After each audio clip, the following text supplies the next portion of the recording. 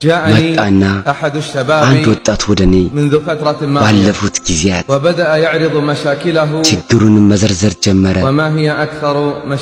የወጣቶች አብዛኛው ችግር ምንድነው አለ። ተቸግሬያለሁ፣ በሐሳብና ጭንቀት ብዛት ተቸግሬያለሁ፣ በእድለ ቢስነት በሁሉም የህይወቴ ጉዳይ ላይ አንድም በር አላንኳኳሁም የተዘጋ የተቆለፈ ሆኖ ባገኘው እንጂ አንድም ፕሮጀክት አልነደፍኩም የተበላሸ ሆኖ ቢቋረጥ እንጂ። ከዚህ በተጨማሪ ህመም የማይለቅ የሆድ ህመም ራሴን ሐኪሞች ዘንድ አሳየሁ። ከቦታም ቦታ ተዘዋወርኩ መድኃኒቱን ፍለጋ አላገኘሁም አልኩኝ። በአላህ ታግዤ ህመምተኛ ሲታመም ወደ ሐኪም ይሄዳል።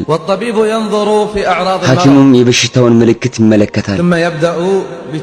ከዛም በሽታውን መመርመር ይጀምራል። ምክንያቱም ሲያውቅና በሽታውን ሲያውቅ መድኃኒቱን ይመክራል።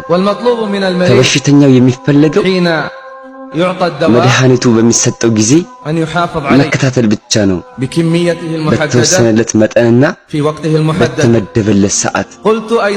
እንዲህም አልኩት ደግሜ ለሱ ካንተ የሚፈለገው መድኃኒቱን መከታተል ነው አለ። የሚጓጓን አትንካ፣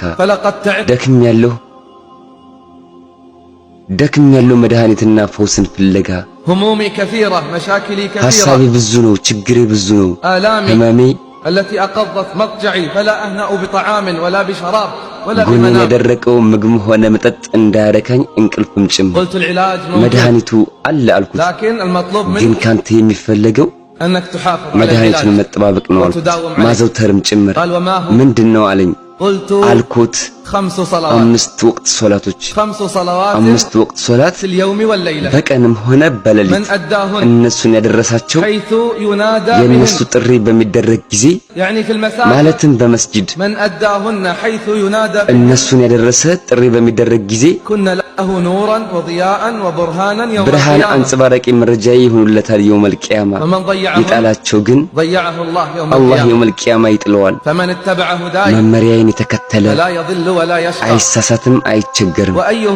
የትኛው መመሪያ ቢበልጥ ነው ሶላትን ከመጠባበቅ የበለጠ? ይሄ ነው መድኃኒቱ፣ ይሄ ነው መድኃኒቱ የዛ ወጣት። የእያንዳንዳችን ችግር መድኃኒት ይሄ ነው። የሐኪሙን በር መቆርቆር 5 ጊዜ፣ በሱ ፊት ራስን መጣል፣ ለሱ ማሰማት ጉዳይና ችግራችንን በዱዓና በመተናነስ መዋደቅ ያስፈልጋል። በአላህ ይሁንብን ችግራችን አይፈታም፣ ጭንቀታችንም አይወገድም፣ ሁኔታችንም አይቀየርም በሶላት ላይ ቀጥ እስካላልን ድረስ። ከግሳጼም የዞረ ለሱ ጠባብ